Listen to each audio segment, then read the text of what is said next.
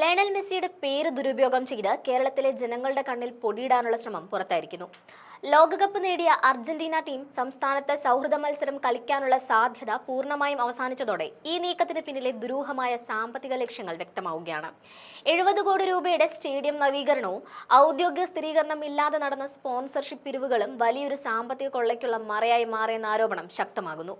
സംസ്ഥാനത്തെ ഫുട്ബോൾ ആരാധകരെ ആകെ നിരാശരാക്കിക്കൊണ്ട് നവംബർ 17 നടക്കുമെന്ന് പ്രഖ്യാപിച്ച അർജന്റീന ഓസ്ട്രേലിയ മത്സരം റദ്ദാക്കിയതായി അന്താരാഷ്ട്ര മാധ്യമങ്ങൾ സ്ഥിരീകരിച്ചിരിക്കുന്നു. പ്രമുഖ അർജന്റീന ഫുട്ബോൾ പത്രപ്രവർത്തകനായ ഗാസ്തോൺ എഡ്യൂളും അർജന്റൈൻ മാധ്യമമായ ലാ നാസിയോണും ഈ വിവരം റിപ്പോർട്ട് ചെയ്തിട്ടുണ്ട്. സംഘാടകരുമായുള്ള ആവർത്തിച്ചുള്ള കരാർ ലംഘനങ്ങളാണ് മത്സരം റദ്ദാക്കാൻ കാരണമായതെന്ന് അർജന്റീനിയൻ ഫുട്ബോൾ ഫെഡറേഷൻ ഉദ്യോഗസ്ഥരെ ഉദ്ധരിച്ച് റിപ്പോർട്ടുകൾ പറയുന്നു. കളിക്കാരുടെ ദീർഘദൂര യാത്രാഭാരം കുറയ്ക്കുന്നതും തീരുമാനത്തിന് പിന്നിലുണ്ട്.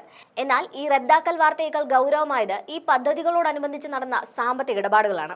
മെസ്സിയും ടീമും വരുന്ന കാര്യം സംശയത്തിലായിട്ടും 70 കോടി രൂപ ചെലവഴിച്ച് സ്റ്റേഡിയം നവീകരിച്ചതിൽ ദുരൂഹതയുണ്ട്. മെസ്സിയെ വരവേൽക്കാനായി ഫിഫ മാനദണ്ഡങ്ങൾക്കനുസരിച്ച് സ്റ്റേഡിയം നവീകരിക്കുന്നതിന് 70 കോടി രൂപയാണ് സർക്കാർ ചെലവഴിക്കുന്നത്. മത്സരം നടക്കുന്ന കാര്യത്തിൽ വ്യക്തതയില്ലാതിരുന്നിട്ടും യുദ്ധകാലാടിസ്ഥാനത്തിൽ ഈ തുക ചെലവഴിച്ചത് അനാവശ്യമാണ്.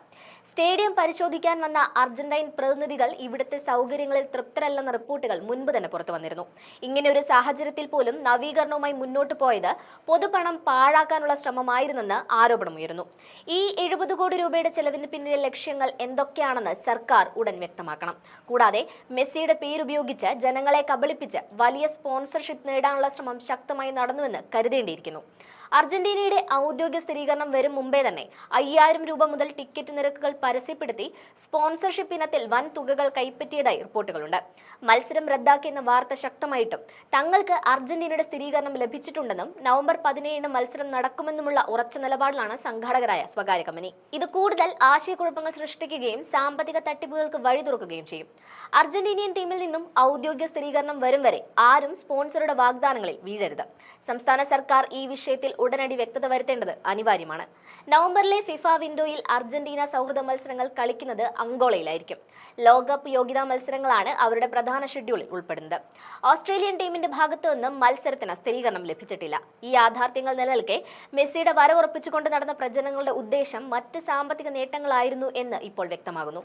നവംബറിലെ മത്സരം റദ്ദാക്കിയെങ്കിലും 2026 മാർച്ചിലേക്ക് മത്സരം മാറ്റിവെക്കുന്നതിനെ കുറിച്ച് ആലോചിക്കുന്നതായി റിപ്പോർട്ടുകളുണ്ട്.